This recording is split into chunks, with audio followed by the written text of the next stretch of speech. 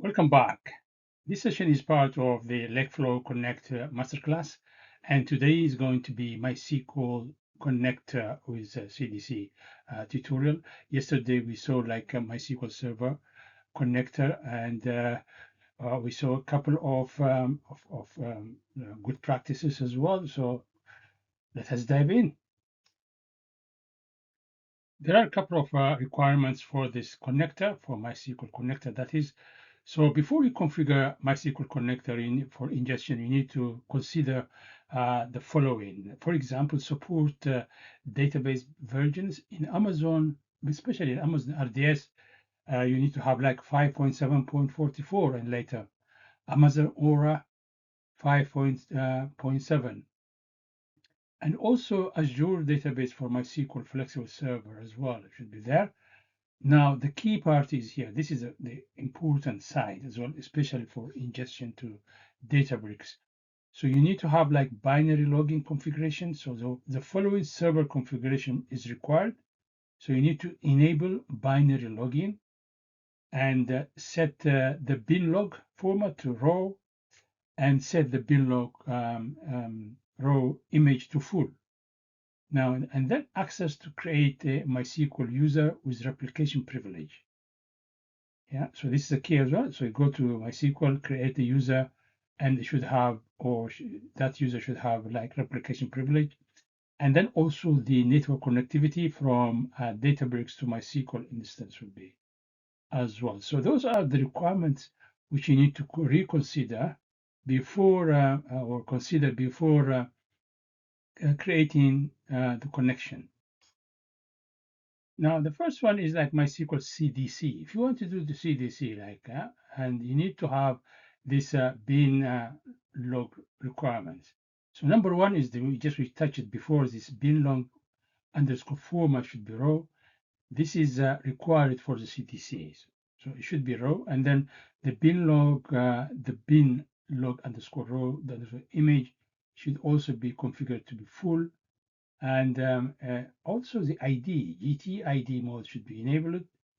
And replication user with replication slave and the replication client.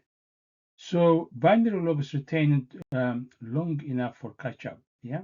So that is, so all this MySQL Bing CDC is production ready, but requires proper configuration. And this is, again, it's a repeat, but I produced it because for one specific reason. So when you do like configuration, you need to have like a table like this, and you put all the configuration which you want to put with the description, so that it will be easier for you when you do the work itself. So for example, if the parameter is log underscore bin, and what will be the value, say it's on, and why do you need it, and then if bin log underscore format is raw, what is the purpose of that one. So this way you can document your work, and also it will be less error prone.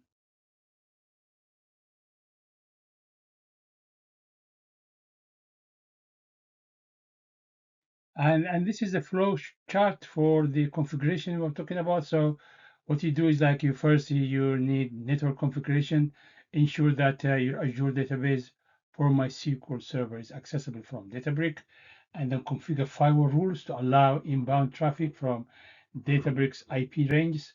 So if you are using a private endpoint, ensure proper virtual network peering or connectivity. Consider using Azure private link for secure connectivity to add the firewall rules in Azure portal.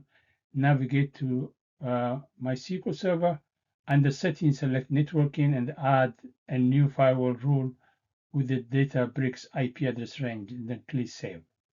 So that's again, we've done it in SQL, MySQL, and then most of them are repeat. The only thing is like you need to go to the Databricks one, so find a firewall rule and put the IP address, Databricks IP address range in that rule and save. Again, this is the same thing. And so what you can do is like you need to create a connection, or either you go to create connection, or in Databricks workspace, you click catalog, and then in the catalog you have this external location, and then from the external location you have the connection. We are going to do that one practically though, but it is the same as MySQL server, Microsoft SQL as well. So this external location, you go to connection from there and create connection on the connection basic page. Set up a connection wizard, specify a unique connection name, and then in the connection type drop down list, select MySQL.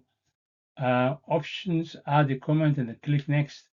On the authentication page, you need to put the host is like, for example, Azure or AWS, the name similar to MySQL. Just go there, copy the name and paste it there, and then user and password, you put it there and the create connection, test the connection. So there is nothing